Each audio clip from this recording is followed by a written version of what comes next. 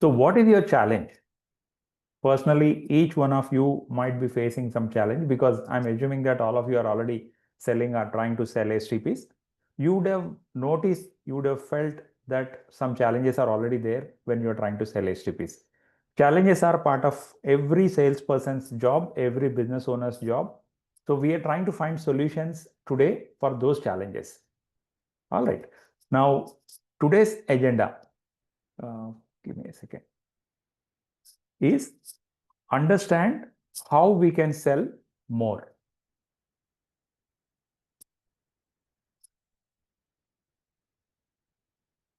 Is my screen visible to you? Yeah, yes, sir. I think I'm sharing the wrong screen. It's not going forward. Give me a second, please. We could see only the first slide. Okay. Okay. Now, today's agenda is we're going to talk about first mindset, the mindset that is required we will talk today is the right mindset required to sell STPs successfully, right? Then understand what is a market. Who are the customers who are going to buy your products? That is what is a market. And then what is a method in which we are going to sell these STPs? How we are going to sell? What are the steps involved in selling these STPs? Then how to master these steps? What should we do to become an expert in selling these STPs? And finally, we have a question and answer session where all your doubts with respect to selling STPs. Today, we will not talk technically much. We will focus more on the selling aspect of this sewage treatment plants. All right? Okay. Now, when we talk about mindset, what exactly is the meaning of mindset? Mindset basically means how we think, how we see things. Different people see things in different perspective. How are we seeing selling? First of all, lot of salespeople, if they are fresh into the field, they think selling is a tough job. Selling is not for you, right? Mentally, they feel I'm doing something wrong when I am selling. Whereas the reality is, selling is actually helping people. Selling is actually creating the economy, powering the economy. Imagine a world where there are no salespeople.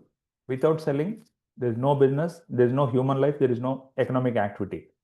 Selling is the core of everything. When you sell, you create value. And one misnomer a lot of people assume is selling means selling to somebody who does not need your product. Please understand this. You can't sell something to a person who doesn't need it. That means it is not selling, it is only cheating. We're trying to sell something that a person does not need. We are convincing him. Then we become con men. We are not salespeople. So no professional salespeople will ever try to sell anything to a person who does not need. So the basic assumption of selling, basic premise of selling is you are selling to somebody who needs it. He may not buy from you. He may not be ready to buy from your company, your product. But he needs the product. He needs a sewage treatment plant. Somebody needs an STP, you can sell it to him. If he doesn't need, you can't sell it to him. Not only you and me, even the best salesperson in the world also cannot sell. And if he tries to sell, he'll end up being a cheat, crook. Okay. Selling STP is not like selling a car or an apartment or a mobile phone or a computer. What is the difference between these things? When it is a commodity means it is not custom made. It is made, it is kept ready like a laptop. You go to a showroom, you pick up what you want. The salesman job is to explain the features and benefits between different models, variants, prices, availability, and whether it suits your particular purpose. Let us say you want to buy a gaming laptop. You don't have an idea of what gaming laptop is. You just went ahead. It is a job of a salesperson in the showroom to explain you if you're planning to use it for gaming, you require this kind of RAM. You require this kind of graphics card, right? That is little bit of selling job is involved there, technical selling. Whereas in STP selling, we call it consultative selling. Consultative selling means the person barely knows he needs a sewage treatment plant. Whether it is a builder, or whether it is an industry, whether it is a upcoming hotel, hospital, or any project for that matter. He only knows, I want to treat sewage, I want to set up a sewage treatment plant. Beyond that, they may know, they may not know much. As a matter of fact, 70% or more than 70% of STPs in the market are not working at all. And why they are not working? Somebody bought wrong, somebody sold them wrong. A salesperson did not do his job properly, or the person, the decision maker, just took a decision to buy the cheapest product in the market. This is the reason 70% of STPs today are not in use. This includes right from residential STP to government municipal STPs, where everything has been written down in tender. Government has qualified the vendor, but still, if you look at the STP functionality, they are not operating. And what we are trying to do is to correct it right so that we get a major chunk of the business that we want. Okay, so consultative selling, that means you understand what the client needs. The client needs STP, but what for? He needs it because he wants to avoid foul smell in his neighborhood. He wants to meet pollution control board norms. He wants to reuse the water. Which one is the driving force? What is the major motive? If you know which is the major motive, you can adopt the equipment to suit that requirement. Yesterday, I was sitting with a client, a government tender. As a matter of fact, Nampally railway station is getting revamped in Hyderabad. We were meeting the chief engineer there. The tender conditions said we want an STP. Beyond that, there was no explanation. When we went and met, the gentleman explained to me that he wants to use the water for washing of railway coaches. So he said, I want best possible quality of water. You tell me what kind of technology will give me that. So we went with an idea of offering them MBBR, but we offer, after discussing with him, we said MBBR will not be sufficient for you. MBBR can only help you get water suitable only for toilet flushing and irrigation. If you want to use it for coach washing, you need to put up an additional treatment facility called ultrafiltration or go for membrane bioreactors. This information we could get only when we interacted with them extensively on how they are going to reuse the water. So consultative selling is what we should be doing. We should not be blindly offering one solution to everybody. One solution does not fit all the clients. Please understand that. So what it means for us is, before we go into the client, we need to know which client would require what kind of solutions are required for him. A hotel has a different requirement. A hospital has a different requirement. All right. So if you have to educate somebody, first you need to educate yourself. You should be in a position where you know the subject and you are able to teach others. If you don't know the subject, you can't teach others. You can't share your knowledge with others. All right. Okay. Now,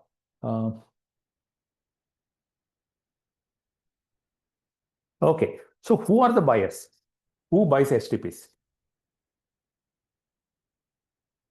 All the builders in today's scenario, all major projects like apartments, independent housing complexes, townships, and then big industries, any new upcoming hotels, hospitals. If it is a hospital, the rules are so strict, even a 10-bedded hospital needs to have its own STP. 10-bedded diagnostic center, even a daycare, eye hospitals are being asked to set up STPs.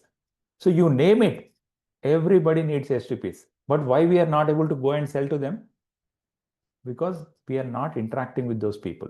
The market is there everywhere. We know every builder is going to buy STP. Then why not just go and blindly sell it to them?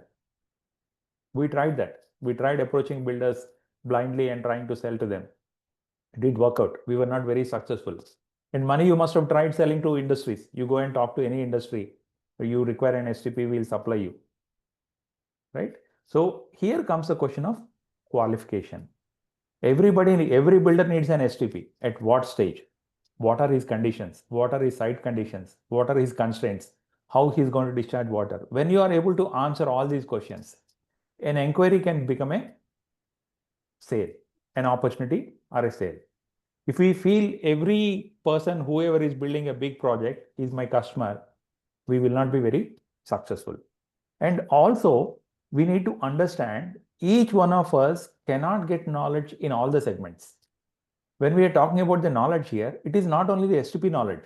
Let us say hospitals are there. Hospitals have something called Healthcare Establishment Rules, HCE rules. These rules specify that you generate solid waste, you generate liquid waste. The solid waste has to go to an incinerator. Liquid waste has to be treated and disposed of. So unless you know these rules, you can't sell an STP to the hospital owner. So it is not possible for most of us to become an expert in all the rules. Industries have different rules. They have consent for establishment, consent for operation, CFE, CFO, right? Zero discharge. If we are going to industries to sell STPs, then we should know all these rules. Okay, and builders have different rules. Before we go to that segment, we need to understand what are their pain points, what are the rules governing that industry. All right, that means we need to focus on one segment where our strength is there. Let us say I have strength in buildings. I have my rule, I know rules very well. I'm well versed with the rules of building industry, real estate industry, RERA norms. Then I should go and target builders. I'm extremely good. I have worked in industries. I know what is CFE, CFO, zero discharge. I know various technologies like RO, ZLD, everything. Then I should be targeting industries. So based on your knowledge, your market knowledge, and your needs, your business needs, you should focus on that particular segment. Each segment has unique opportunities, but it demands certain level of skills. For example, there will be contracting companies like L&T, Shapurji, Tata Projects, like all these big construction companies. They also buy large number of STPs. But what would they expect you to have? They would expect you to give at lowest possible price, if possible, 50% of your cost. And then they would expect that you are a subject master expert because they don't have subject knowledge. You need to teach them, guide them, present them in all their forums, like what we did yesterday. We went and represented a client in Nampally railway station for South Central Railway. So this, we went on behalf of a client. So if you're targeting that kind of a segment, you need to acquire that kind of knowledge. Without that knowledge, if you're just going and blindly attacking every segment, you become, your results are doubtful. You might get 1 or 2 orders, but on a continued, sustained basis, you cannot be successful. The need of the hour is specialization. You need to become a specialist in one of the subjects, one of the markets, whether it is a builder's market, whether it is industries, whether it is institutions, or it is contractor segment, like large construction companies. So focus, once you define, then get the required knowledge, start attacking that market segment. Okay, but once you have chosen your market segment, where do I find these people? Let us say I have chosen builder segment. It is visible for us. Everybody talks about builder segment. Real estate is growing in Hyderabad, Bangalore, Chennai, every metro city. So many new projects are coming up. So where do you find these people? Where can I get leads? There are multiple ways in which you can get leads. One is you can buy data. Okay, in case you don't have sales teams, you can begin with purchasing data.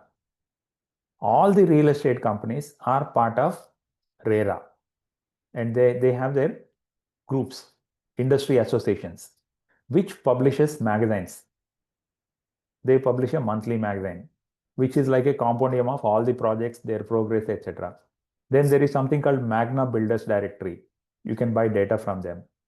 There will be third-party vendors who are selling you information, like Project Monitor. Project Monitor tells you which are the new industries coming up. A new industry is announced, it is immediately, the data is immediately visible on Project Monitor. For a small price, you can buy data from them. But please understand, this data is raw data. You need to qualify that data. Okay, whether they would end up buying, not buying is dependent on how you are nurturing these people. All right. So data is there everywhere. Leads are there everywhere. the worst option, the most expensive option is calling and sending a person directly into the field for generating data.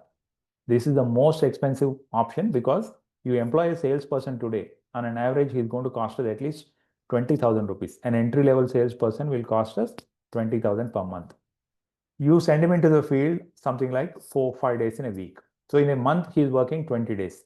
20 days he's going out. At the end of the month, if you see how many leads he has collected, your guess is as good as mine. It could be 1, 2, 3, 4, 5 at the most. So what is the cost of each lead for us? Minimum 1,000 rupees. India Mart also sells leads. If you become part of India Mart, Trade India, there also you get number of leads. But every segment has its own advantages, disadvantages. If you are getting a lead from India Mart, the same lead is shared with 5 to 6 people by India Mart. So by the time you call, somebody would have already called and spoken to that person. But that's not your challenge. Your client is always ready for more people. You have to be an expert in your subject. Please understand, your subject knowledge will make all the difference between your selling successfully and not being able to sell. Because this is consultative selling. Customer is not looking at the price and buying. That is a mistake done by large number of people, and those guys end up paying a expensive price, costly price for those mistakes. What can be the price these builders pay? Let me share a few of the examples. I have a client, a big builder, Godrej Properties, where we have done the STP. 1 year we operated, handed over to the association, walked away. 2 years association operated the STP. Along with the STP, that is a zero discharge STP. That means after STP process, there is ultrafiltration, there is reverse osmosis to recover high quality treated water. And that water, that equipment was not functioning when it is operated by association people. Association contracted somebody based on the price. That guy put up 2 people to run where when we were handling, there were 11 people. When we gave it to the association, 2 people were trying to run the show. So everything went for a toss. Then they approached the principal supplier, Godrej, builder. They requested. They said they sent legal notices saying that, this is not working. Then again, Godrej approached us asking us to set it right. And just for the record, Godrej happens to be India's largest real estate company in terms of assets. Okay. Same thing happened with a company called Alembic, where 4 years ago I went. There was some technology-based, the outdated technology STP were installed in -2 level. The association threatened the builder with legal action. So the builder is forced to replace. Same is happening with My Home Bhuja in Hyderabad. Okay, STP is not working. The Residence Welfare Association is threatening the builder, asking them to replace the STP. So builders doing something in haste will always have to face the music from residential welfare associations. It is not like old times. And the first thing that these RWAs are doing is they are going into the social media. They are complaining, saying that this builder has cheated us like this. For this fear, what builders are doing? They are taking the extra step of replacing old STPs at their cost. We need to have thorough knowledge of these kind of failures. If you are targeting a builder segment, you should know where all STPs have failed and builders are forced to do retrofitting repair jobs at their cost. You can give these case studies to them and get business from them because they are not aware of these happenings. Okay, now where to find these leads? This is the topic we were talking about. Where to find these leads is, we can buy leads. You can also generate leads. Generating leads is an expensive process. Buying leads is a quick solution. All right. Now, when you buy leads, they are mostly cold leads. What is the meaning of cold lead? We know this person needs. This is a contact person at the most. Beyond that, we don't know. When that person needs, we don't know.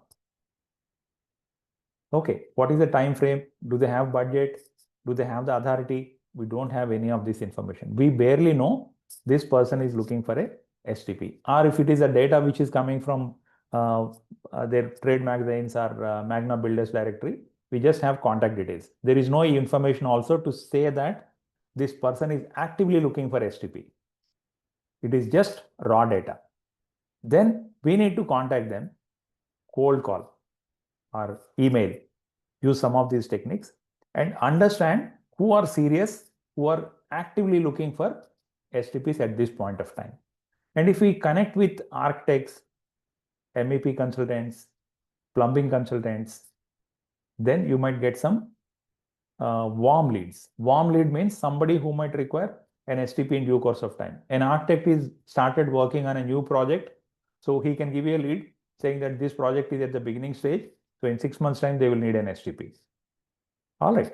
How and where we generate leads is a matter of understanding. We all can help you certainly in this matter. But leads are a plenty. Please understand, lead generation is never a challenge. It has been once, but not anymore. Leads can be bought instantly. Now we have the lead. Okay.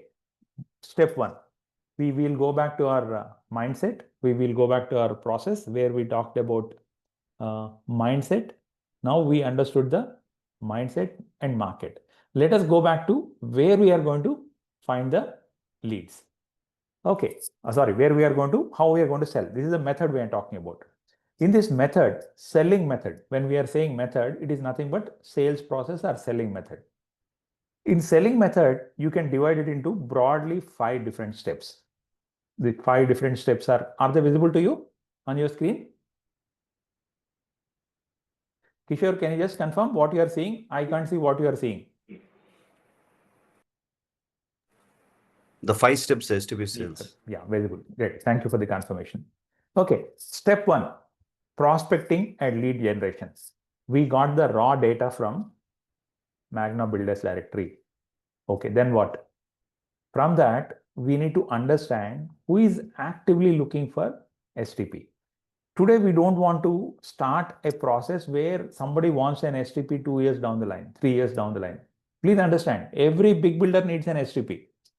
But is the guy your customer? Are you trying to pitch to him? There are lots of nuances.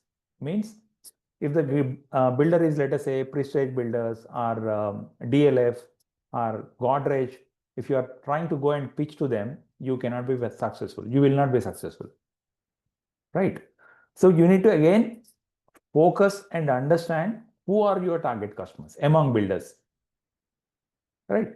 I'm talking about builders because builder segment is the largest segment. And most of us sitting here are focusing on builder segment.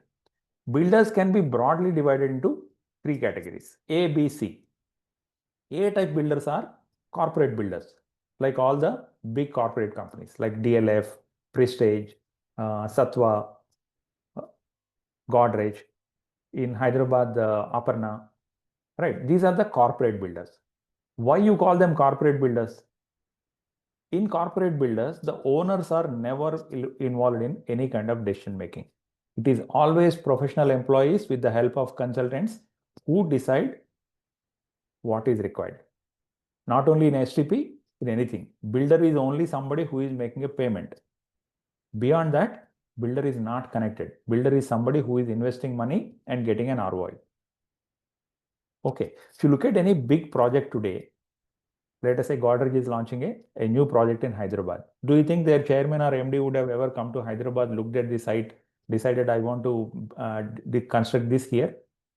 No, they have a team of people who would come, identify a piece of land, negotiate with the seller for development or for outright sale, appoint a project management consultancy. That PMC will onboard all the team required for construction, whether it is MEP consultant, architect, or if it is a shopping mall, who are the customers who are going to come and set up shops, right?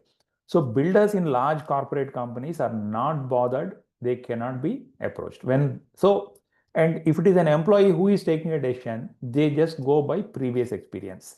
They do not change the vendors just like that. Okay, we put in 3 to 4 years of effort unnecessarily running behind these kind of customers. We were talking to prestige builders, Sattva builders. They would not say no. They would say, yeah, please send a proposal. Sometimes they would even ask you a quotation. Why do they need a quotation? They need a comparative quotation to get better pricing from their existing vendors. So if you approach any big builder and say, I will supply STP, they will never say no. They'll say, they'll take the information. Once in a while, you might even get an inquiry. Please quote for this project. But they will not buy from you. Okay, so keep aside target segment A. The corporate builders, you please keep aside. Then comes the second category, category B builders, where these are relatively smaller builders doing 1 or 2 projects at any point of time, at any given point of time. Most builders are today falling into this segment. Here, business owners get involved in day-to-day decision making, and this is the guy with whom you should be talking. And then there is C category builder. The C category builder is somebody who does not follow rules. He will bribe pollution control people. He is not bothered about setting an STP or keeping it functional. Avoid this guy. All right. So who are your potential customers? When you buy data from anybody, or whether you are getting this information from India Mart or Just Dial or Trade India, you should be qualifying these leads against your checklist. Does this company fit into my requirement or not? Fit into my target customers or not? If they do not fit in, don't waste your time. If they fit in, go all out. Okay, so step number 1 is prospecting, lead generation, and lead qualification. What is the meaning of lead qualification? Every builder, like we discussed, needs an STP. But whoever is the person with whom we are interacting, does this person have an authority to take a decision? Does this person have a budget? If you go to a C category builder, we come across so many inquiries. On an average, we get at least 1 to 2 inquiries on our website every day. Most of these inquiries are for 1 to 2 lakh STPs. They want an STP in 1 lakh or 2 lakhs. Most of the hospitals, startup hospitals, started by doctors with very small diagnostic centers or 10 beds. What do? Whenever they want an STP, they just check online. When they check online, our name comes up and they call and talk to us. Right? These guys don't have budget. Just because you got an incoming call, you run behind that person, you're wasting your time. The single most important asset for you is your time. You have only 24 hours in a day, in which professionally 8 hours is what you can spend. In these 8 hours, if you spend time meeting unnecessary leads, unqualified leads, you're just wasting your time, your business time. So learn to qualify leads. How do we qualify? First thing is the person should fall into our category. Then the second thing is the person should have budget. He should have authority. Then there is a factor of need. There should be a need, right? You might say every builder needs, but every builder needs at some point of time. You're talking about today. Today, if you are following up relentlessly, the person should be able to take a decision in the next 90, 100 days. Only that person you call him a lead or hot lead. Otherwise, that person will be just a lead, unqualified lead. He might need after 1 year. That means after 9 months, that person will become a hot lead. Till such time, he'll be a cold lead. He will be unqualified lead. Okay. So the first step in sales process is understanding whom we are going to target, understand their profile, check whether they are fitting into your defined profile or not. Then comes the need analysis. That means in the first step, you would have identified whom you are speaking to. That person should be a decision maker. That person should have a need. That person should have a budget. And that person should be having a timeline that you have in mind. Your timeline is 100 days. In 100 days, you should be able to take a decision. Focus on these people. When you meet this person, you have to understand.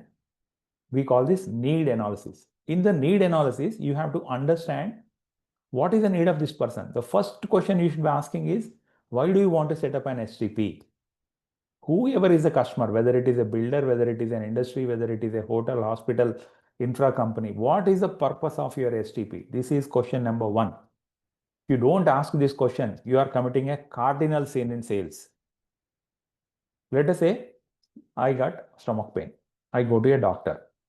The doctor just puts his hand on my stomach, takes out a prescription, writes out and gives it to me and says, take this tablet, your pain will go. Will it make me feel happier? No. If I go to a doctor, I expect that the doctor is going to ask me questions. Okay, what did you eat? That is a minimum question. Yesterday you had some pani puri, or you went to some hotel. Did you take some other diet than your routine food? When the doctor is asking these questions, I feel happy. Okay, doctor knows the subject. I think I'm talking to an expert. This is how we feel. In the same manner, if we are going to a decision maker, so the decision maker will feel happier and give you time if you are asking questions. If you are not asking questions, if you are just nodding your head, sir, you want an STP? Ah, yes, we'll give you. What capacity? 100K. Okay, 100. My team will send you quotation. You are just like any of those vendors who are giving him 10 quotations. The possibility of your getting order depends only on whether you are L1 or not. If you are L1, very likely that you will get the business. Right. Now, against this, if you are asking him questions, why do you want to set up an STP? There are only 4-5 reasons, not many of them. First reason, I want to meet Pollution Control Board norms. Or because government is asking me to set up an STP, I have to set up an STP. Number one. Number two, I want to avoid foul smell in my area. Even if it is a small hotel coming up in a forest area, nobody wants smell in the surrounding areas. There is no government pressure, but still the person has to set up a STP because they don't want to have the smell. All right. So environmental nuisance is reason number two. Reason number three, we don't have water. We want to use it for flushing. This seems like a remote case, but if you go deep, every city, I come across Bangalore, Chennai, Hyderabad. We worked extensively in Bangalore and Hyderabad. Even in Hyderabad, till 3 months ago, we were thinking Hyderabad is blessed. There is no water shortage. If you go to IT areas like West Hyderabad, Gachibowli, Financial District, people are buying water in tankers. My home Bhuja is buying 60 tankers of water every day. Municipality has stopped giving them water. Whenever there is a shortage of water, they don't give that much of water. They'll ration off. They'll cut 50% water only will give you. Then what do the association do? The builders, the owners association, they have to buy water. They are able to buy water because it is available elsewhere. But imagine a situation, this distance keeps on increasing. The availability of water is going far and far. Then the water price goes up and up. So these guys would like to reuse as much water as possible. Minimum for needs like flushing. If they can use the treated water for flushing, their cost can come down by 30%. Today, people are buying a tanker of water for at least 600 to 700 rupees. The apartment complex in Bangalore that I am talking about, it's called Godrej Aqua. There also they buy 50 to 60 tankers of water. They are pleading with us, give us at least for flushing. It will save us some 30 to 40% of water. That means if they are saving 10 tankers of water every day, out of 60, 10 is what? 15%. Let us say 25% water is saved. That means 15 tankers of water is not purchased. 15 into 600, 9,000 rupees per day. 2.7 lakhs per month will be their saving. Against each, how much they have to spend on running the STP? They just spend 1 lakh, they're good to go. And in Bangalore, this is a 360-day problem, not a summer problem. In other cities, probably it is a summer problem, but in other city, in Bangalore, it is a round-the-year problem. So we need to analyze and understand what is the buyer motive, why he wants to buy the product that you are trying to offer. Based on this, you have to give him a solution. You are selling an STP, all right, but STP comes with in many variants. MBBR is there, HBR is there, MBR is there, then Easy STP is there, then you have DVATs. There are so many options available to them. Which option to go for is based on what is your purpose. Number one, what are your environmental constraints? Somebody will say, I don't have space. Then you have to offer a certain type of STP. Somebody will say, I don't know how much water is going to be generated tomorrow. If it is a function hall, When there is a function, there is plenty of wastewater. When there is no function, there is zero wastewater generated. If it is a hotel, hospital, a hotel has, on weekends, there is plenty of people in the hotel. There are functions happening in a 5-star hotel. Remaining times, there are not many visitors, not many guests. That time your sewage generation goes down. So for something like that, you suggest a batch process, something like SBR. Okay, if it is a hospital, again, hospital load can vary. Sundays there is no load. Sundays there is no OP in any major hospital. So likewise, based on the need of the client, you have to offer a STP solution. Please understand, STP is not a product, it is an engineered solution. When we are saying engineered solution, it is engineered or made for their purpose. Even a prefabricated STP is made suitable for their purpose. Okay. Even if it is a prefabricated STP, you have to understand, ask questions like what is your invert level? Whether my prefabricated STP is suitable, not suitable. How am I going to install this? Right. So based on the need, you have to understand the need. You have to enter into a checklist and then offer a solution. The third step is called solution design. That means I am customizing my product to suit the client requirement.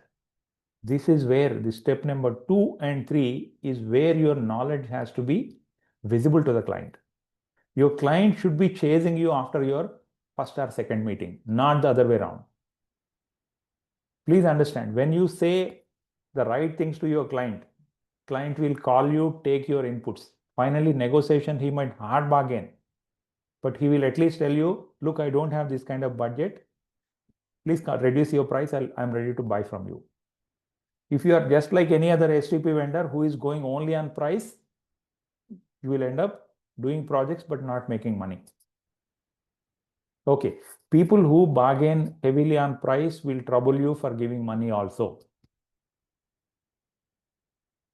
Okay, so those guys who are bargaining very hard should be left to our competitors. We should not try to get business from them. See, bargaining is a part of every business, in India at least. But how much bargaining? I have a contractor company. I don't want to use the name. When we go for a negotiation, they start off with 50%. We quote 10 lakhs, they'll say, can you start giving this for 5 lakhs?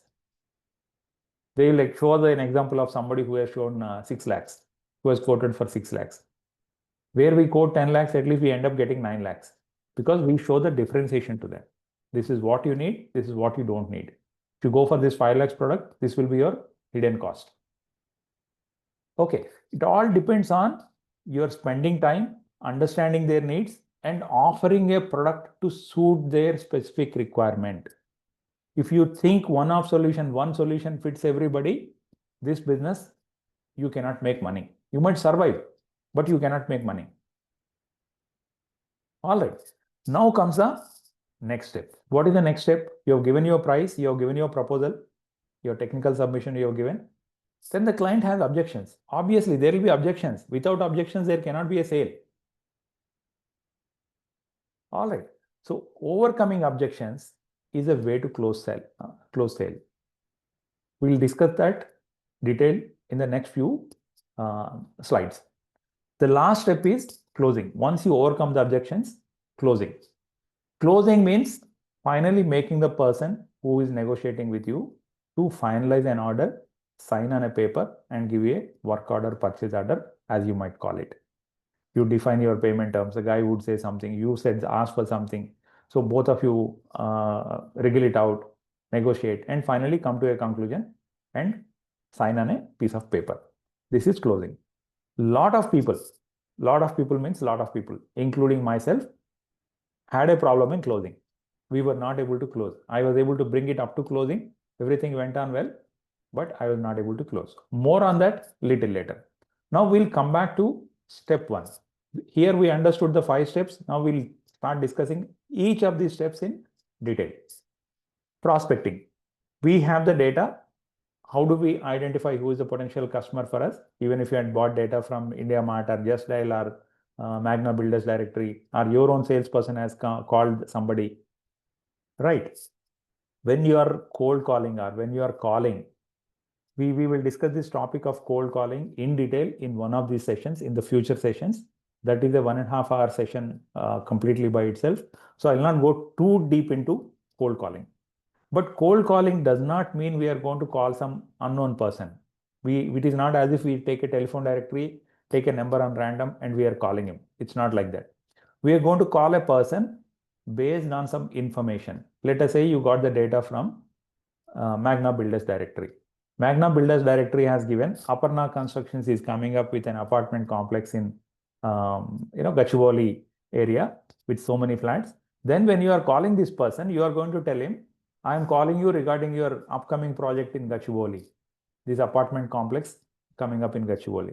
Then the person would be more interested in listening to you. If we get so many calls from people who are selling us credit cards, people who are selling us loans, personal loans, how many times we pay attention to them? Very rarely we pay attention. The moment they say, sir, are you looking for a card? Are you? By the time you say hello and are you, we disconnect. Because we know this call is not for us. So in cold calling, the first secret is we should always talk to a person by name. If we don't know a name, we should not call. At least we should install Truecaller on our mobile, know the person's name, and then call him. No name, no call. Please understand this. And when you are calling, you are talking about a particular project. I want to discuss about this project, your upcoming new project in this area.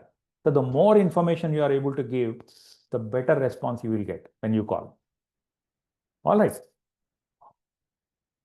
Now, we'll move to step number 2. Step number 2 is we're talking about need analysis. In the need analysis, what are the kind of questions you have to ask? Some of the questions are listed out here. How are you going to dispose of your excess wastewater? This is a question large number of STP vendors are not going to ask. So the moment you ask this question, the customer will start thinking, okay, I'm putting up an STP. If it is a small STP, 5 KL, 10 KL doesn't matter. If it is a 100 KL STP, throwing away 1 lakh liters every day is a big challenge. And money can't help you overcome this challenge. There are legal implications depending on where you are. Do you have a permit to throw away this much of water? Most builders don't have that kind of permit. They will start thinking. That means you told them something they don't know. If they realize that they have something that they have to learn from you, they give you all the time you want. They're spending any amount of time with you. So ask questions like this. How are you planning to dispose of excess water? Are you going to use this water for toilet flushing? Suppose the builder says yes. Then your follow-up question should be, did you plan for providing the dual plumbing line? Most builders assume, okay, I'll use the water for flushing. But if I have to use it for flushing, I need a separate storage tank, I need a separate pipeline, I need separate pumping system, all this. Directly into flush of each apartment or house. So this is a costly affair. This is going to cost more than the STP itself. This the person would not have thought of. So the moment you project this cost, the builder will think, let me not use this water for flushing. Some time ago, we went and met a builder, 25, 26 independent houses. They wanted to use this water for flushing. When we explained to them that you need a separate plumbing line, separate pipeline and pumping system, we practically discouraged them for 25 houses. It's not worth 25 houses. How much water? 25 KLD, out of which 7.5 KLD is what you can use for flushing. Not worth it. They just dropped the idea.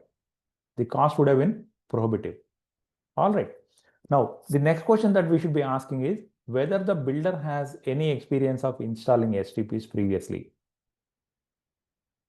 We have to ask directly, did you face any problem with your previous project? What is your experience with STP? Most builders would have only horror stories. They would tell you, boss, there's a horrible experience. That vendor took me for a ride. The association is giving me sleepless nights. It's a big headache for me. And then we have to go and explaining to these people that STPs contribute to 90% of the headache to builders. Okay. Now, the next question that you need to be asking is, did you consider operation and maintenance cost? Because today most builders have to run the STP for 1 or 2 years before handing over to the association. So they pay for the manpower, the builder pays for the operating costs like chemicals, electricity, STP operators, etc. So did they consider this cost? Okay, why this is important, we'll discuss in the next few slides. Okay, based on what inputs you received from them, you start giving them a solution. And your solution should highlight your knowledge, your authority on the subject.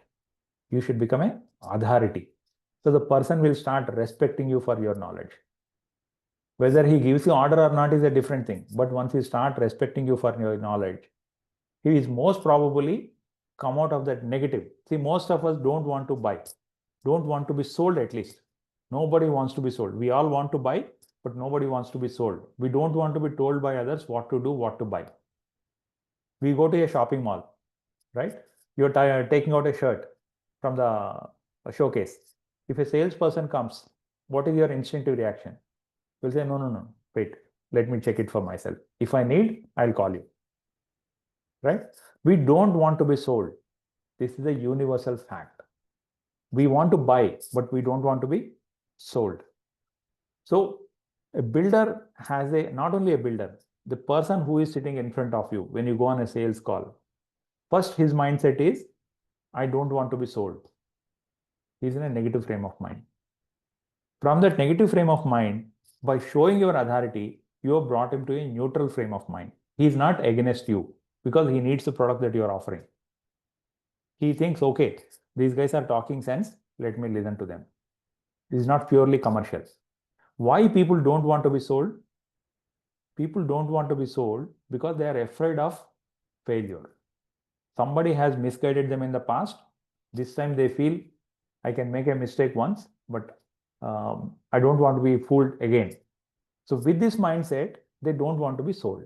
Once you start sounding authentic, when you are an authority on the subject, when you say this is what you need, this is what you don't need.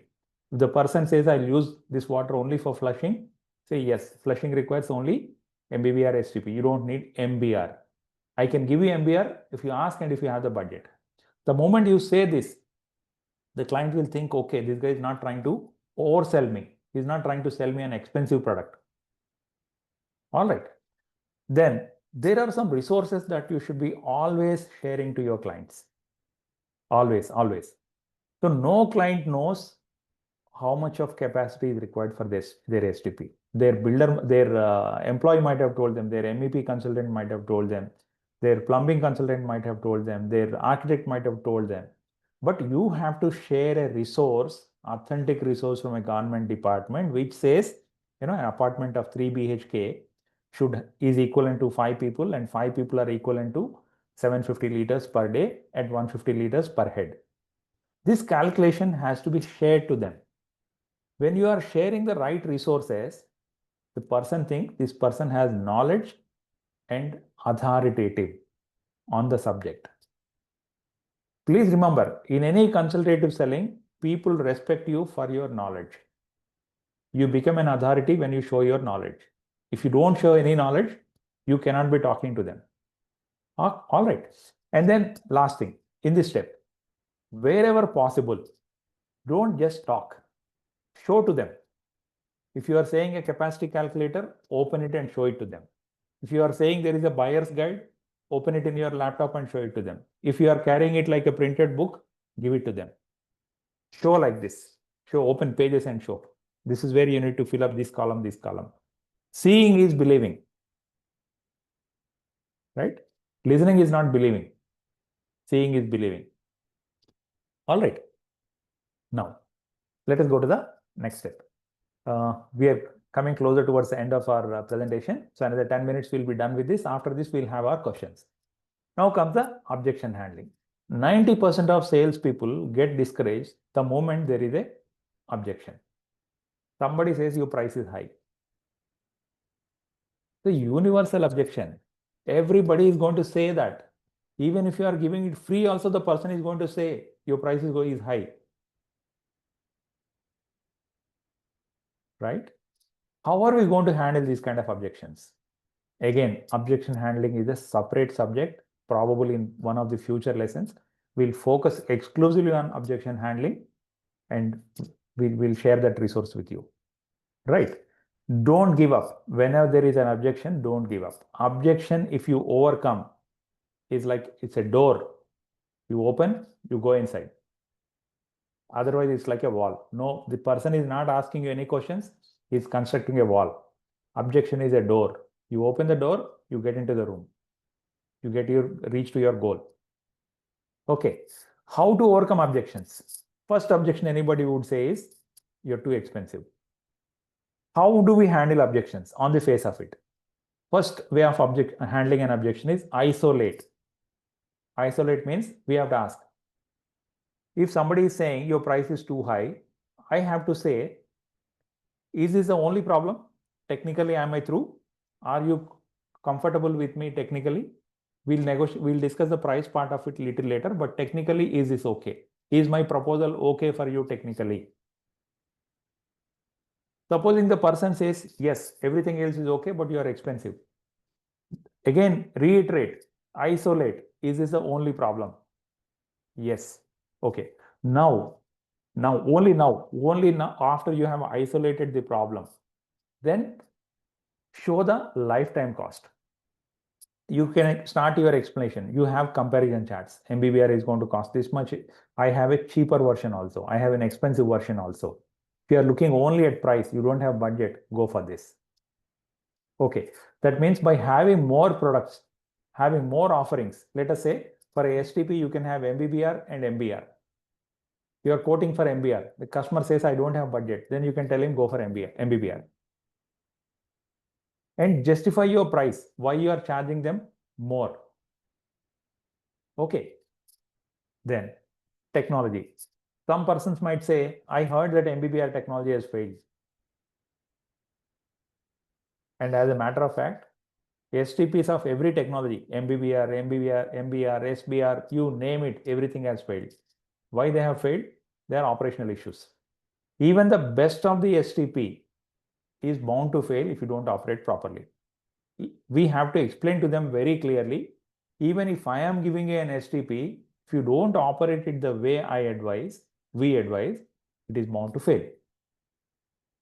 So we have to bring it to their knowledge that you are giving a wonderful car, but if your driver is wrong, you buy a Mercedes Benz, put it in a novice's hand, that guy is going to crash it. All right. So you have to explain this to the client very, very clearly. Sometimes the client will know about your previous project where you have failed. You did not do a quality job for whatever reasons. You got a wrong pricing, then builder did not pay you. Again, you have to explain to them, yes, this was the circumstance very openly. Never brush it under the carpet and say, no, we did not do that. No, it happened like this. Instead of that, explain very clearly to them, yes, we did not do a satisfactory job there because this was the problem. Our STP there failed because there were no operators. I have explained to you in Godrej Aqua, we did a project. After we handed over to the association, within 6-7 months, it started giving problems because of wrong operation. It was like there is a Mercedes Benz really. It was kept in the hand of some uneducated operator. It failed. Okay, we don't shy away from that fact. On the contrary, when you are saying this, it shows confidence and it also shows the need for the person to engage with you after selling also. He will make the final payment when he knows that you are required even after selling. Okay, then comes your thought process. Please start thinking that every objection is an opportunity only if you handle it the right way. If you don't handle your objections properly, you will lose the sale. Don't give up. All right. Let's move to the last step in sales process. It is called closing. Most salespeople don't get orders. I take pride in being a technically very super competent person, but I was not able to get orders. My colleague Pawan Kishore is able to get more orders than me, despite of me having more technical knowledge. Why is it so? I shy away from asking orders. Most salespeople don't ask. We have to ask. We have to ask repeatedly till we get. This is a mistake I realized very late in my career. Only when I took sales coaching, I realized what my weakness was. Unless we ask, people don't give. And we have to ask till we get that. We have to keep on following up. You have overcome the objections. Again, closing is a technique by itself. A lot of professional coaches say, if you know closing, you can get business, not in consultative selling. For other products, if you know closing, that is good enough. Closing is again based on few objections. People have objections based on their budget, authority, need, and time, which we have already discussed. If somebody says, okay, can you come back again? We have to ask, is there somebody else who is involved in taking this decision? Should I also meet that person? Indirectly, when you are asking this question, you are asking him, are you the right authority to decide on this or not? If he is not the authority to decide on this, all your sales process has gone wrong. You should have disqualified this person in step 1 itself. In step 1, when we are qualifying the lead, we thought we have decided we are speaking to the decision maker, right? So we should be talking to the decision maker only. Okay, there are people who will help the decision maker in this. If it is a large organization, the owner will not decide directly. He will be depending on the juniors, like it could be a purchase manager or somebody. All right, those parts will go into the selling techniques a little later in the next few training sessions. All right, but if we qualify our lead properly, we would most of the time not come across these kind of objections. Objections will be purely based on price. Price is a negotiation, and there will be some objections. Those objections have to be handled professionally, right? And when you are sitting for closing, you have to go with the mindset that today I'm going to close this order. You don't go with the mindset that today I'm going and meeting this person. You have to make up your mind, today I'm closing. And whatever the client says, we have to ask, is this the only objection you have? Let us say I have to consult my architect. You should have enough courage to say, sir, is it the only problem? Should I go and meet your architect?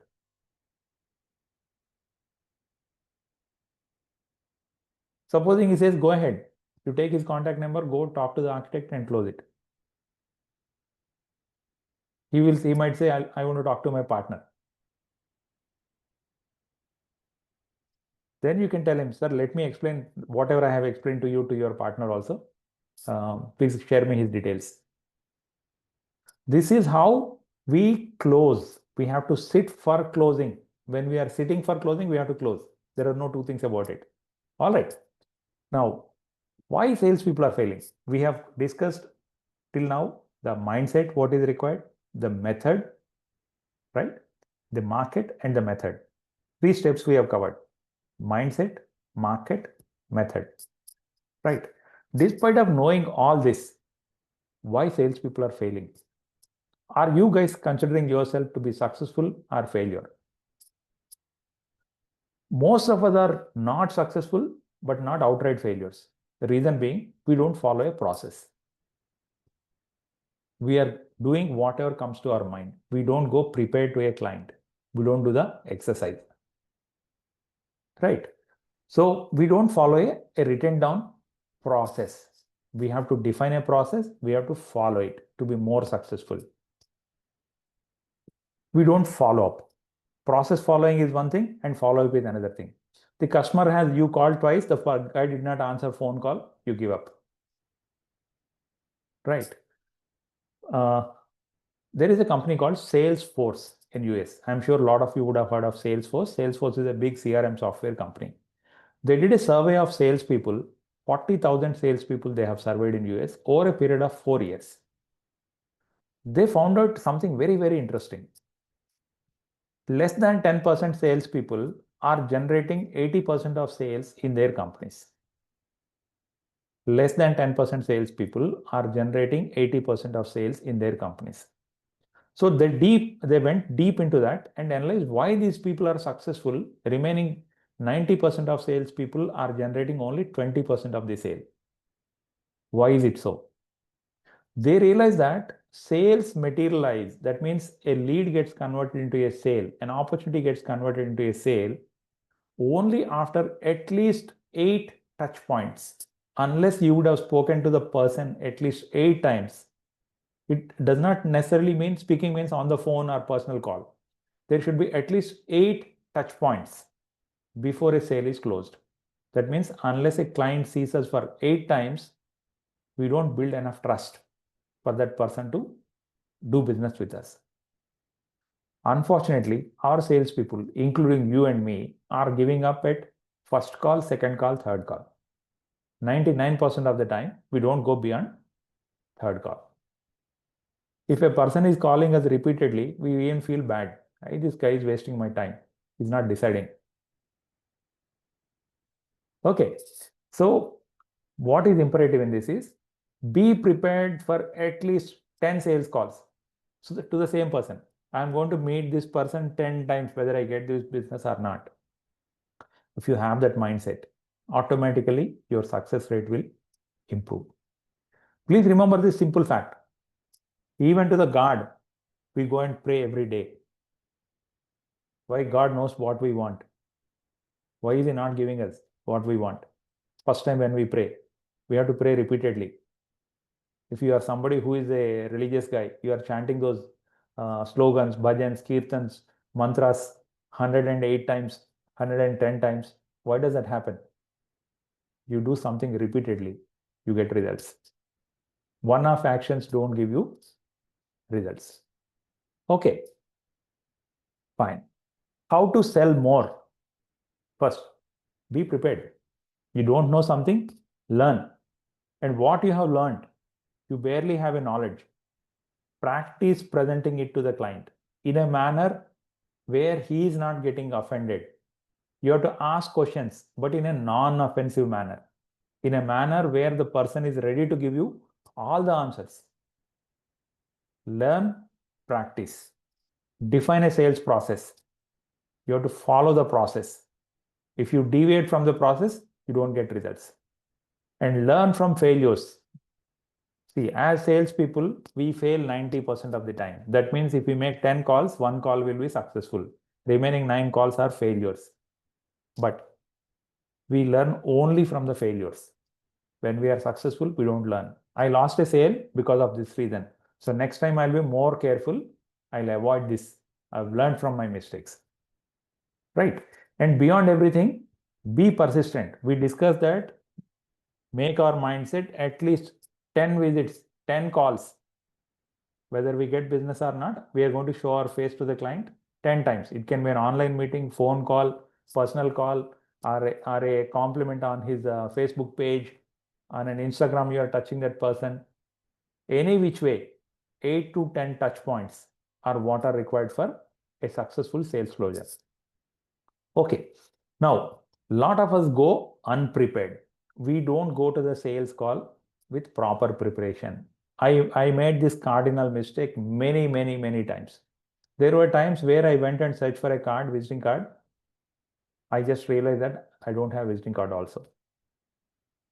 Okay, when you are going for a client meeting, go prepared. Check. Prepare something called a sales kit.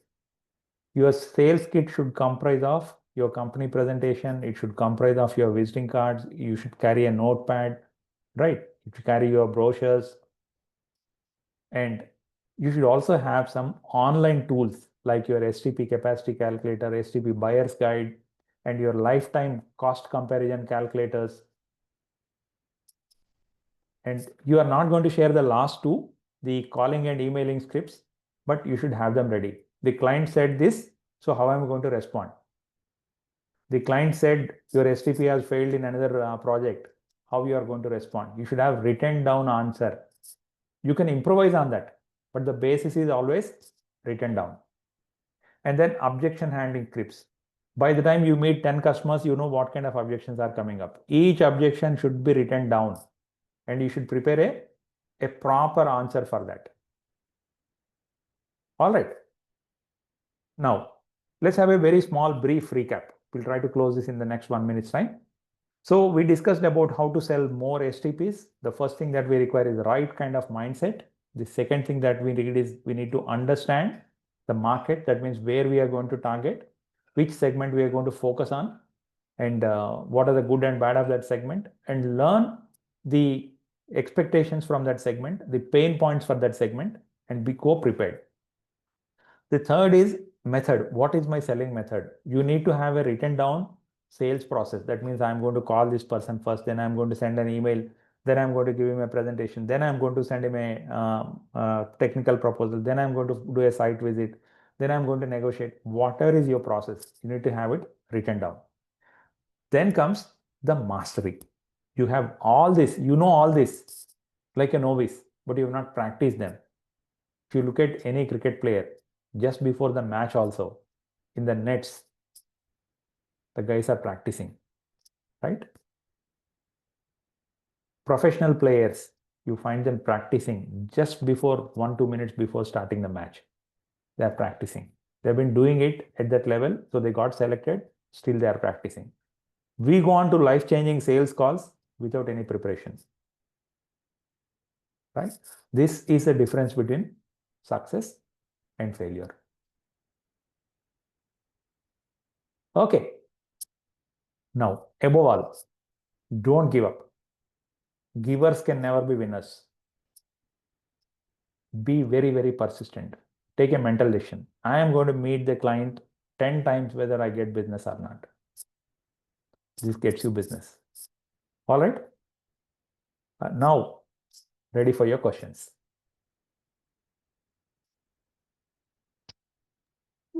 Guys, please unmute yourself. Please start talking. Hello Yeah.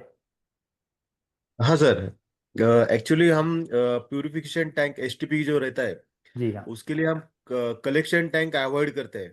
जी हाँ।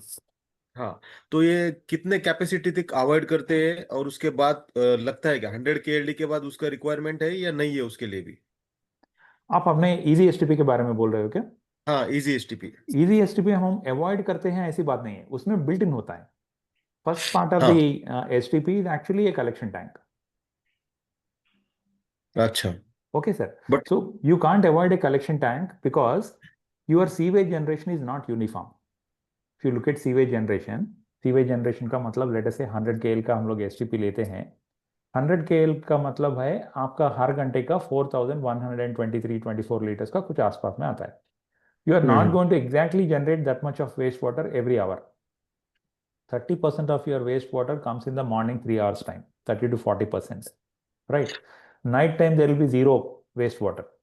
रात को 10 बजे से लेके सुबह में 5-6 बजे तक कोई यूज नहीं करता है. टॉयलेट अगर एक आध बंदा यूज करेंगे तो 1 to 2% यूसेज होगा वो टाइम में. What does it mean? Unless you have a proper collection tank, you cannot feed bacteria as required. Bacteria, which is basically the core of the STP, of any STP, whether it is MBBR, SBR or MBR, it runs only with bacteria. So you can't tell bacteria, now this morning hour I have lot of water, I have lot of food for you. And in the night I don't have food in the water. If you do that, the bacteria, most of the bacteria would perish. Okay. Okay. So the purpose of a collection tank is to feed the downstream process tanks on a uniform flow rate. Okay, sir. Clear? Any doubt? तो compulsory आपके पास कितना भी capacity का STP होने दीजिए, आपको collection tank होना जरूरी है. इजी एसटीपी में जो साइज का जरूरत है वो ऑलरेडी प्रोवाइड किया गया है, अलग से बनाने का जरूरत नहीं है. हाँ, अलग से बनाने की जरूरत नहीं है. नहीं है सर. 100 केएलडी के अबोव भी? बिल्कुल 100 केएलडी का वो भी वही है. आप यहाँ पे इजी एसटीपी में आप देखेंगे तो एक चीज है, आपका मैक्सिमम एसटीपी कैपेसिटी बनेगा 50 केएल. क्योंकि 12 मीटर लंबा टैंक बनता है, उसके ऊपर ट्रांसपोर्ट करना पॉसिबल नहीं है. इंडिया में सबसे लंबा गाड़ी 40 फीट का ही आता है, जो रेगुलर गाड़ियां हैं. ओके, कुछ एक्स्ट्रॉर्डनरी काम मिलते हैं बट उसका कॉस्ट बहुत ज्यादा हो जाता है. सो 40 फीट से ज्यादा हम लोग टैंक नहीं बनाते हैं. आपको जहां पे भी 50 केएल से ज्यादा चाहिए एसटीपी, तो वहां पे मल्टीपल टैंक्स देते हैं. अच्छा, आप 200 KL का लगाइए, 500 KL का लगाइए, कोई अलग से कलेक्शन टैंक बनाने का जरूरत नहीं है, सिविल का टैंक बनाने का जरूरत नहीं है। बिल्कुल नहीं है। ठीक है, ओके सर। क्योंकि अभी ये जनरली इशू क्या हो रहा है, मुझे अभी 3 जगह मीटिंग गया हूँ, जी हाँ। तो लेबर कैंप के लिए एसटीपी लगाना है। ओके। बिल्डर को इतना इन्वेस्ट करना नहीं, क्योंकि वो बोले 2 साल के बाद वो निकलना है वहां से, जी हाँ। तो मुझे ज्यादा इन्वेस्ट नहीं करना है, तो कॉस्ट लोअर कॉस्ट का एसटीपी बताओ। ओके। तो यहाँ वही पे ज्यादा फेस। यहाँ पे आपको दो चीज देखना है। एक, ये है कौन बिल्डर? समझे कोई छोटा मोटा बिल्डर है, बहुत छोटा बिल्डर है, लेबर कैंप में कुछ नहीं लगाएगा, शायद अगर लगाए तो भी सेप्टिक टैंक लगाएगा ज्यादा से ज्यादा। नहीं नहीं, रिप्यूटेड बिल्डर है। रेपुटेड बिल्डर है, जैसा आप बोल रहे हैं। अभी मैंने इंडस इको वाटर ने भी सप्लाई किया है कुछ आपके इलाके में, आपके एरिया में। वी वेंट टू हाँ हाँ, New Bombay, supplied 2 STPs to Tata projects. ये नवी मुंबई का हार्बर का बन रहा था ना, trans trans Mumbai harbour project. Transport. तो उसमें टाटा प्रोजेक्ट्स के लिए हम लोग 2 STP दिए हैं, दोनों पोर्टेबल STP, 300 KL एक था, 110 KL और एक था। ओके। ये किस लिए खरीदे हमसे? वहां पे उसका एक कंडीशन था कि लेबर कैंप से भी जो पानी आता है वो कुछ क्रीक के अंदर जा रहा था। वो प्रोजेक्ट एक्चुअली 10 साल एनवायरमेंटल क्लियरेंस में रुक चुका था, एनवायरमेंटल क्लियरेंस नहीं मिल रहा था, क्योंकि वो क्रीक बहुत प्रीशियस माना जाता था। क्रीक मतलब एक छोटा सा सी का ये आ जाता है, पानी अंदर आता है। वो हाँ क्रीक हाँ, के अंदर कुछ बर्ड स्पीसीज ऐसे हैं जहाँ पे इसको डिस्टर्ब नहीं करना चाहता है government, pollution control board. Okay. Okay, so when this bridge was required, they gave a special permission saying that any water that goes into the creek should be of highest possible quality. Sewage तो हम लोग yellow करते ही नहीं है, अगर sewage उसमें भेजना है तो आपको ट्रीट करना है, डिस्चार्ज करना है। हम्म। तो लेबर कैंप में तो कोई रीयूज का ऑप्शन नहीं है। Okay. So 2 STPs were installed and they were properly operated. 6 महीने तो हम लोग लाइट गिली का अपने ही। सॉरी। लाइट। सॉरी। नहीं sir. Okay. Pratish, any questions from you? Hello, sir. Yes, sir. Please go ahead. As per sir, as per our design, I Okay. think our first chamber can trap the suspended solids Yes, sir. waste. Yes. If you I think some more time we can hello, sir. Some more time we can remove that solids. You are asking me whether we should remove those solids. Yes. We have to certainly remove solids because solids means something that cannot be digested. Yes. If it is food, bacteria will digest, right? Yes. So solids means something that bacteria is not able to digest, so it has to be removed periodically. In easy STP, we say if it is a residential project, once in 6 months. Okay. If it is a commercial project, depending on the use, 6 months to 1 year. Okay. If it is a school college kind of thing, once in a year, you have to remove the sludge. We need to remove the solids. जी हाँ. Also, Sludge removal is done only from the first 2 chambers, okay. collection tank and anaerobic digester. Aerobic digester में से sludge निकालने का जरूरत नहीं है. Okay. Arabic digester sludge will be digest. No, sludge will not be there. It is carried forward to settling tank. From settling tank again, it is pumped back to first tank. As in a return sludge. Return sludge. Yes. Sir, if any oil content come, we need to treat before, sir. Inlet, if any oil content come. In every project, there is bound to be oil. There Okay. cannot be wastewater without oil. Okay. Right. So how oil is removed is, if you look at the first chamber, Okay. oil is always floating in the first chamber. Okay. How this happens is the path into the second chamber is not from the top. It is from the middle of the chamber, first chamber. Okay. So oil-free water will only go into the second chamber for anaerobic digestion. So oil is always there in the first chamber, and oil is very difficult to digest for bacteria. Yes, So sir. oil will go out when you pump out the sludge. Okay. Sir, we can install any oil skimmer like that, sir, because if the oil content is also coming high in daily basis, it's also carry over to the next chamber, sir. Sir, there is one basic concept. When we are talking about easy STP's fundamental premise is maintenance free. You agree with me? Okay, sir. The highlight of easy STP, why a customer should buy easy STP is because it is maintenance free. When you put a skimmer, Okay. you are talking about maintenance. You can certainly remove, but you are talking about maintenance. Okay. If it is something like a restaurant, you must install a skimmer. Yes, I think I much of oil was came with the influence in restaurants. See, if it is a restaurant, your wastewater is actually not coming from human use. Okay. The input conditions also will be different. Your input BOD can go up to 400, 500. I think it's Your- like grey water. Yes. And the soap content also will be higher. I think in this case, STP will work, sir, because if you having the high gray water coming, the influent didn't have the enough food for the bacteria also, no? When you say gray water, what exactly you mean? I think grey water is having much of, I think, sodium in that. No, it's not like that. That is bathroom water, sir. Mainly grey water में bathroom का water use करते हैं, वो water आता है उधर, जो कि पर्टिकुलरली फिर से फ्लशिंग के लिए रीयूज करते हैं. See, let me explain. We have black water and gray water. When we say black water, two sources of water in our home. One kitchen, second is toilet. The water that is coming from these two sources is called black water. The water that is coming from our hand wash, the water that is coming from our washing machine, the water that is coming from our shower is called gray water. Gray water does not have biologically digestible content. There is not much of organic content in gray water. Gray water is rich in soap, whereas black water is rich in food. Clear? Yes, sir, yes. So a lot of people think black water means only toilet water. No, along with toilet water, it is a kitchen water also, which is black water.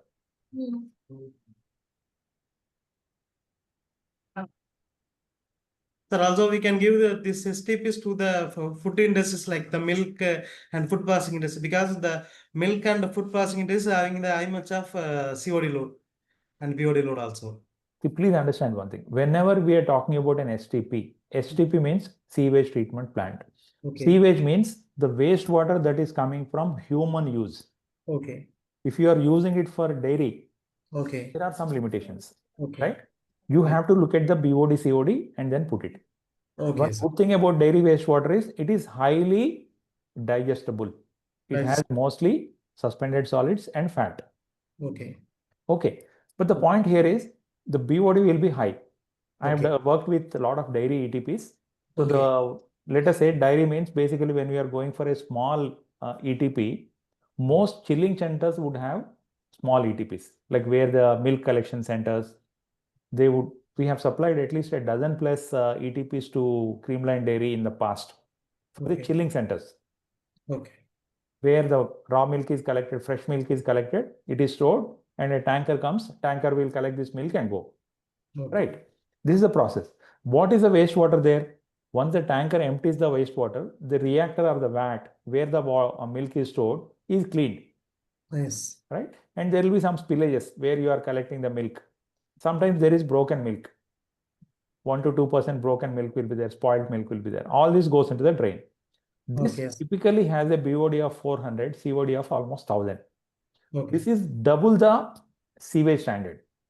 Okay. Your sewage, domestic sewage is considered 200, 250 Okay. BOD, 500 COD. Okay. Whereas your incoming wastewater from your chilling unit or milk collection center is double. So Yes. what you have to do in such cases, if you are generating 10 KL wastewater there, put up a 20 KL STP. STP. And don't call it an STP, call it an ETP. ETP. Right? Yes. Did I answer your question? Yes, sir. Okay. So wherever you have instances like that, please take up with our team, talk to us. What should I offer here? This is the client's requirement. How should I move forward? Can I offer this easy STP solution, or there can be something else? Sir, in the presentation, you were mentioning that in need the 100 days, 100 days principle. Can you Right. elaborate on that? Right. See, when we say a lead is hot, or when we qualify somebody as a hot lead or a prospect, what does it mean? Every builder needs an STP. Today, an apartment complex, let us say you're constructing a 20-storied building. A 20-storied building from concept to finish will take at least 2 years, right? STP most of the time would come in the subcellar, -2, -3 level. Okay, so the STP designs are frozen much before everything else. So we have to ask the client, when do you have the requirement? And I can't follow up with people who are going to buy from me after 1 year. So we theoretically thought 100 days is a good time. If the person is going to decide in 100 days, that is where we should be focusing. We should not focus on people who are going to decide sometime in future. Timeline is not known, after 1 year, after 2 years. Somebody says, I will finalize after, my need comes after 1 year. Then after 9 months, we'll take him as a hot lead and then start following up. And so to consider it as a hot lead, expiry is within 100 days. 100 days. Okay. This is what we personally took up as a guideline. You can decide for yourself what is suitable for you. But the longer you keep, what happens is you have a lot of leads in your funnel. You are not able to focus. Okay. See, you cannot focus on 100 different people. You can focus on 10 people. You can keep calling them. People who are ready to take a decision. In 100 days means somebody who is reaching there to take a decision. Why a person does not decide? Please understand why a customer does not buy. He has a need, but he is not buying. What could be the reasons? Maybe he want to decide it as in the last minute. He is not ready to buy, right? So as our experience grows with builders, when we look at that project, we should be able to say when this person is likely to take a decision. And we have to confirm. Maybe we need to educate them that, in fact, deciding at the last minute becomes more expensive affair. Yes. Is that typically true? I mean, generally. No, not like that. If you look at any large builders, STP is the first thing to be finalized. Any large professional organized builders, if you go to category A builders, Okay. they always decide STP as the first thing, because two reasons. One is STP is installed in -2, -3 levels. So unless you do your footings and foundations, you don't go higher up. Second is there are consultants who are working in a professional manner. Their approvals would have come based on the submission of STPs also. So they would like to onboard a vendor, take drawings from them, incorporate those drawings into the construction, and then move ahead. Yes. Right. So they would always like to decide well in advance. There everything goes with planning. If you look at B category builders, very few of them decide early. C category builders only when it is absolutely necessary. They will not decide till handing over comes. Only when PCB decides, they are not getting the occupancy certificate, they will decide. Sir, so when we are dealing this B category, so how should be our approach? Like, now I understand that A category is very planned. Then what about this B category? The B category, they don't have so much of planning as A category, but still professionals are working there. The decision making is done by the owner. Like the other day, we went for a project, right? Yes. There are professionals at every level. All right. But the final deciding authority is the business owner. The person who is signing the check is the deciding authority. This is how we categorize. But how we approach them is again project to project. Whether it is an independent house project, whether the builder is like a builder could be having a project where it is luxury project, another project could be a budget project.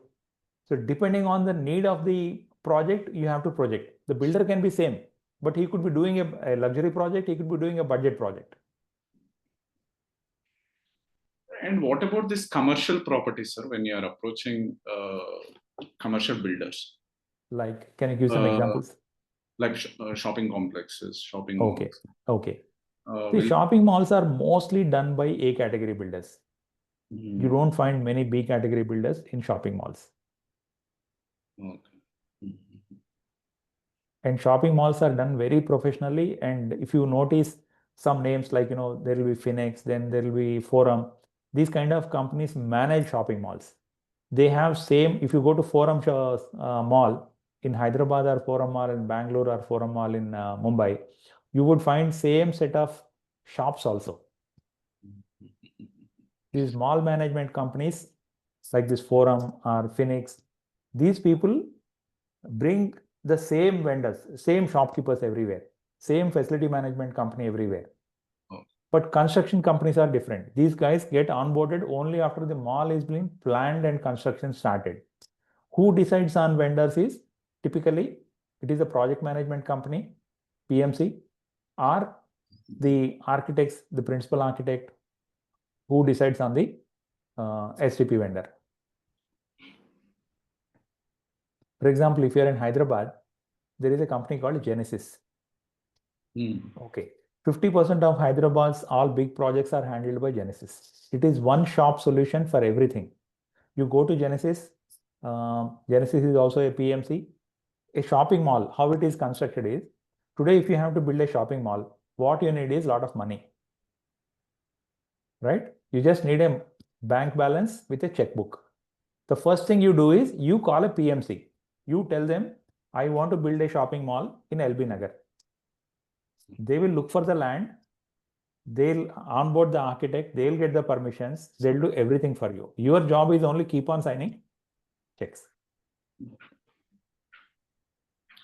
Because nowadays we see a lot of shopping malls in a mid level, especially in the eastern part of Hyderabad. Smaller shopping malls, Yeah. not mega malls. Hmm. Right. For them, the approach generally when they usually plan, is it a See, in all the Yeah, shopping it is. malls, if you see, invariably STPs are in -2 level only. yes, understood. Hmm. Right? So it has to be planned first. That is the first thing they have to plan. Hmm. So to get to these people, we have to target, if you are targeting that segment, you don't know who is going to construct a shopping mall. Okay. Right? But there could be half dozen architects in Hyderabad who are typically architects for such projects. Understood. Hmm. Zaki and Associates, Himayat Nagar is one such guy. Genesis is again another such company. Okay, if we approach these architects, they can give us leads about who is coming up with a shopping mall. Okay, sir. Thank you. Thank you. Guys, any more questions? Mahesh? हाँ sir, Suryavanshi ji, please go ahead. Sir अभी अपना एक last month में visit हुआ था ultra cement के लिए। जी हाँ। हाँ, उसका फॉलोअप में चल रहा है। तो अभी और कितना फॉलोअप लेना चाहिए? बट अभी 3 डेज पहले उनको बोला था, उन्होंने मेरे आरओ के लिए, एमसी के लिए भी बोला है कि वो भी आप करो साथ में। ओके। वो अभी कैसा इंटरेस्टेड है क्या नहीं, कैसा पता नहीं चल रहा, कितना फॉलोअप लेना चाहिए और कैसा लेना चाहिए? सर, फॉलोअप के बारे में एक बहुत बड़ा मशहूर क्लाइंट, मशहूर कोच ये बोलता है, follow up till the person dies, buy or die, मरो या खरीदो। अच्छा, ठीक है सर। सक्सेस का एक ही वजह है, फॉलोअप। राइट? ठीक, if right you sir. Look at sand, रेती जो दिखता है ना आपको हर रिवर में, what is the origin of this sand? This sand was once upon a time a stone from a mountain. It has become sand over a period of something like 50,000 years to 1 lakh years. And what is contributing, what is making it sand? It is the air. It is the abrasion. वो air इसको काट के mountain को रेती बना दिया। हमें follow up करने में बिल्कुल शर्माने का जरूरत नहीं, एग्रेसिव फॉलोअप नहीं चाहिए। मतलब वो बंदा बोलता है आप कल कॉल करो, सर आप पूछेंगे कितने बजे? मेरे पास एक मारुति करके एक सेल्स बंदा था, he used to follow up exactly like this. Customer says बस call me at 4 o'clock। 4 o'clock आप गाड़ी सही कर सकते हो, उतना एक्यूरेटली कॉल करना चाहिए. And the other person, एक बार दो बार अच्छा लगता है, third time fourth time the person gets annoyed, right? Okay, thank you, sir. Our follow up should be like a honeybee taking out honey from the flower. पेन उसको मालूम नहीं होना चाहिए, but follow Okay, up thank you, जरूर sir. होना चाहिए. Okay, thank you. Thank you. Kishore, any questions from our team?